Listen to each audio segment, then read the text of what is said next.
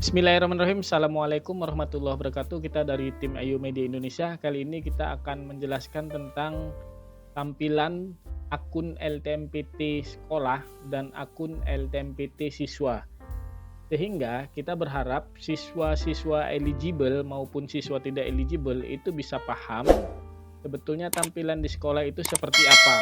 Nah, mudah-mudahan dengan pahamnya nanti tampilan akun LTMPT sekolah itu, kita bisa memahami di mana kondisi penetapan siswa eligible itu. Nah, untuk melihat tampilannya kita akan buatkan tutorialnya sebagai berikut. Nah, ini adalah tampilan website resminya LTMPT. Untuk bisa masuk login ke akun LTMPT siswa atau sekolah, biasanya kita akan menuju ke portal LTMPT.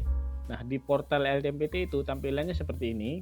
Nah, untuk masuk, jika kita sudah memiliki akun LTMPT, itu kita bisa klik masuk di sudut kanan atas, atau kita klik daftar untuk pendaftaran akun LTMPT baru. Apakah dia mendaftarkan sebagai siswa atau dia mendaftarkan sebagai sekolah. Nah, karena di sini akun siswa dan akun sekolah sudah ada, sehingga kita akan melakukan yang namanya untuk masuk ya. Nah, ini adalah tampilan dari beranda untuk masuk. Nah, untuk masuk ini nanti kita diperintahkan untuk memasukkan email dan sandi ya. Apakah kita akan masuk sebagai sekolah, berarti akan menggunakan emailnya sekolah, atau masuk menggunakan emailnya siswa, masuk sebagai akun LTMPT siswa. Nah, kita coba masuk sebagai akun LTMPT-nya sekolah dahulu ya. Ini kita coba pilih sekolah yang ini. Password dan sandinya sudah kita simpan, kita klik masuk. Tunggu beberapa detik. Nah, ini adalah tampilan dari akun LTMPT sekolah ya. Dia ada dua menu. Yang pertama ada aplikasi pangkalan data sekolah dan siswa, dan yang kedua ada aplikasi verifikasi data sekolah atau siswa. Nah, kalau untuk akun siswa ini coba kita klik akun siswa ya. Kita masuk. Nah, ini adalah tampilan dari aplikasinya untuk akun siswa. Jadi bedanya kalau akun siswa itu tampilan aplikasinya hanya ada satu, yaitu verifikasi data sekolah atau siswa. Tetapi kalau untuk sekolah itu tampilannya ada dua, yaitu pangkalan data sekolah dan siswa dan verifikasi data sekolah atau siswa. Ini yang biasanya kita sebut menjadi PDSS 6PTN. Jadi sini singkatannya dari PDSS, pangkalan data sekolah dan siswa. Sedangkan untuk tampilan akun LTMPT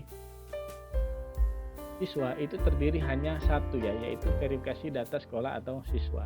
Nah, kita akan mengenal tampilan dari akun LTMPT-nya sekolah. Nah, ini adalah akun LTMPT-nya sekolah. Kita akan melihat apa sih isi dari aplikasi pangkalan data sekolah atau siswa, atau apa sih isi PDSS itu. Nah, kita coba klik. Nah, jadi pangkalan data sekolah dan siswa itu terdiri dari menu profil, menu siswa, menu kurikulum, dan finalisasi seluruh data PDSS. Nah, kalau kita lihat profil, ini adalah tampilan dari profil sekolah. Ini bisa dilihat di akun LTMPT-nya sekolah ya. Ada informasi sekolah di sini, ada data kepala sekolah. Nah, ini juga ada data jurusan. Nah, di sini untuk sekolah ini dia memiliki siswa eligible atau kuota sekolah itu sebanyak 8 siswa. Nah, untuk melihatnya kita bisa mempastikan NPSN-nya. Coba kita mau lihat sekolah kita ini berapa kuota siswa eligible-nya. Nah, di sini kita buka LTMPT ya, kita pilih yang 6PTN. Kita di sini pilih kuota sekolah. Kita cari berdasarkan NPSN-nya, kita pastikan NPSN sekolah kita, habis kita cari. Nah, sekolah ini dia memiliki 29 siswa kelas 12 dengan jurusan IPS, sehingga dengan akreditasnya dia B, kuotanya itu sebanyak 25% dari jumlah siswa, sehingga kuota B 25% dari 29 orang itu siswa eligible-nya diperkenankan untuk mendaftar sebanyak 8 orang. Nah, di sini di data jurusan ini dibenarkan siswa untuk mendaftar sebanyak 8 orang atau kuota siswa eligible-nya 8 orang. Nah, untuk melihat siapa aja 8 orang itu, nah ini sebetulnya kuotanya ini sebanyak 8 siswa ya, tetapi di sini masih mendaftar itu hanya 3 siswa. Dan sangat disayangkan sekolah ini jika tidak melengkapi data siswa yang sudah ditetapkan oleh panitia LTPT, bahwasanya sekolah ini bisa mendaftarkan siswanya sebanyak 8 orang. Tetapi di sini sekolah ini mendaftarkan siswanya sebanyak 3 orang. Apakah 3 orang ini yang memang berminat di senam PTN sehingga siswa-siswa yang lain itu tidak berminat, atau siswa-siswa yang lain itu berminat tapi dia takut kalau seandainya dia itu tidak masuk dalam siswa eligible. Tapi sebetulnya jika dia ingin bertanya kepada kepala sekolah atau operator sekolah, ada nggak kuota untuk dia untuk masuk menjadi siswa eligible? Karena di sini kuotanya ada 8, tetapi pendaftarnya masih 3. Nah, ini yang kita takutkan, ada siswa yang dia berkeinginan masuk perguruan tinggi negeri dari jalur senam PTN, tapi dia takut karena posisi nilainya yang rendah mungkin, sehingga dia tidak berani untuk mendaftarkan dirinya menjadi siswa eligible senam PTN. Padahal di sini kuotanya masih ada 5 orang siswa lagi yang bisa mendaftar. Di sini sekolah ini hanya mendaftarkan 3 orang siswa. Nah, ini 3 orang siswa yang dianggap ini yang sudah mendaftar dan rankingnya ada ranking 1, 2, dan 3 ya, urutannya ya. Kalau semuanya ada ranking 25 tetapi tidak ada yang daftar lagi, maka dia menjadi peringkat ranking di nomor 4 ya dari urutan siswa ini. Nah, untuk melihat siswa-siswa yang sudah didaftarkan ini nilainya itu bisa lihat di nilai ya. Kita klik nilai. Ini tadi di profil siswa perjurusan dan nilai. Kita ambil sampel ini siswa yang pertama ya, Lindi Anastasia. Nah, ini adalah nilai-nilai yang sudah diupload oleh sekolah. Jadi pastikan seluruh siswa itu nilai yang diupload oleh sekolah itu sesuai dengan kondisi rapot yang ada di tangan kita atau rapot semester kita gitu. Sehingga matching antara rapot yang ada di kita yang kita pegang dengan nilai yang diupload oleh sekolah. Karena memang siswa ini tidak bisa melihat nilai-nilainya di akun LTPT siswa.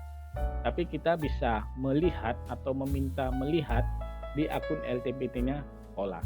Nah, ini contoh Lindi Anastasia. Di sini sudah diupload oleh operator sekolahnya untuk semester 1 kelas 10, semester 2 kelas 10, semester 1 kelas 11, semester 2 kelas 11, dan ini ada semester 1 kelas 12 atau 5 semester yang sudah diupload oleh sekolah karena memang semester 2 di kelas 12 belum kita jalani. Nah, ini adalah contoh nilai-nilainya untuk kelas 12 di semester 1. Di sini yang dimasukkan oleh operator sekolah yaitu pendidikan agama, PPKN, bahasa Indonesia, bahasa Inggris, matematika, sejarah peminatan, sejarah biasa, geografi. Karena ini siswa ini adalah jurusan IPS. Nah, ini adalah nilai-nilai dari si Anastasia itu. Ini nilai semester 1 di kelas 12, ini nilai semester 2 di kelas 11. Nah, untuk mengganti atau ingin melihat nilai siswa lainnya, ini kita tinggal klik tanda panah ke bawah. Nah, ini kita melihat Ika Damaysari ya. Nah, secara otomatis datanya akan berubah. Di sini miliknya Ika Damasari. Nah, ini adalah data-data dari nilai Ika Damasari. Nah, untuk nilai-nilai ini sekali lagi hanya bisa dilihat di akun LTPT-nya sekolah. Untuk akun LTPT siswa tidak bisa melihat nilainya. Sehingga kita ulangi sekali lagi, pastikan siswa-siswa yang eligible itu memastikan antara nilai rapot yang dipegang oleh siswa atau nilai rapot asli siswa itu harus sama dengan nilai yang diupload oleh operator sekolah.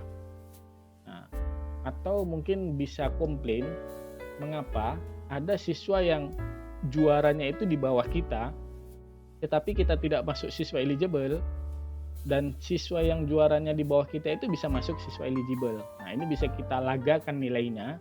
Benar enggak kita yang juaranya lebih tinggi tidak masuk dalam siswa eligible, atau ada siswa yang rankingnya di bawah kita dia masuk siswa eligible. Nah, ini kita bisa lagakan ke operator sekolah atau ke kepala sekolah. Kita bisa komplain bahasanya di data rapot asli kita itu ternyata kita lebih tinggi daripada siswa di bawah kita yang ternyata dia masuk siswa eligible dan kita itu tidak masuk dalam siswa eligible. Kita bisa melakukan komplainnya. Nah, itu bisa komplainnya dengan menunjukkan rapot asli kita, juara kita, dengan nilai dari orang yang ternyata juaranya itu di bawah kita. Nah, itu bisa lihatnya di rankingnya. Di sini ada ranking 1, ranking 2, ranking 3. Kenapa ranking 4 bisa masuk sedangkan kita ranking 3 tidak bisa masuk? Nah, itu silahkan komplain ke sekolah atau ke operator sekolah dengan membawa raport dan melagakan kepada siswa yang tadi rankingnya di bawah kita tetapi dia masuk siswa eligible, sedangkan kita yang rankingnya lebih tinggi tidak masuk siswa eligible. Sehingga ini tadi yang ingin kita jelaskan kepada seluruh kawan-kawan semua, bahwasanya kawan-kawan semua harus mengetahui tampilan akun LTMPT sekolah ya, tampilan akun LTMPT sekolah. Jadi ini sedikit gambaran tentang tampilan akun dari LTMPT sekolah. Nah, seluruh siswa eligible ataupun non eligible ini sudah masuk semua 29, dan untuk melihat siswa eligible-nya itu bisa dilihat di data siswa. Ini kuotanya 8 tetapi didaftarkan sekolah hanya 3, atau kemungkinan yang minat hanya 3, sehingga sangat disayangkan.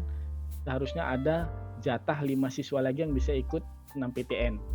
Jadi sekolah harus benar-benar memastikan informasi bahwasanya peluang untuk senam PTN itu masih terbuka lebar bagi siswa-siswa yang ternyata peminat senam PTN-nya itu masih sedikit, sehingga siswa-siswa yang tidak masuk dalam 10 besar seharusnya masih tetap bisa masuk mendaftar karena kuotanya masih ada.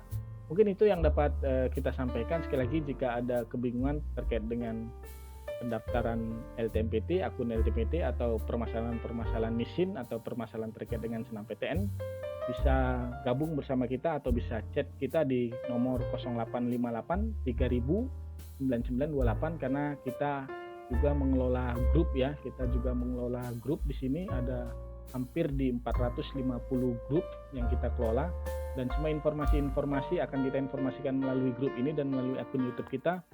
Dan juga semua pertanyaan-pertanyaan bisa ditanyakan di akun YouTube kita dan juga bisa ditanyakan langsung di grup-grup ini. Terdiri dari grup bimbingan masuk PTN dan PTKIN, grup Tamaba dari seluruh kampus yang ada di Indonesia, kampus negeri umum dan kampus agama atau PTKIN, yang jumlah totalnya hampir di 450 grup. Mudah-mudahan tutorial yang bermanfaat. Kita akhiri dengan wabillahi taufiq hidayah. Assalamualaikum warahmatullahi wabarakatuh.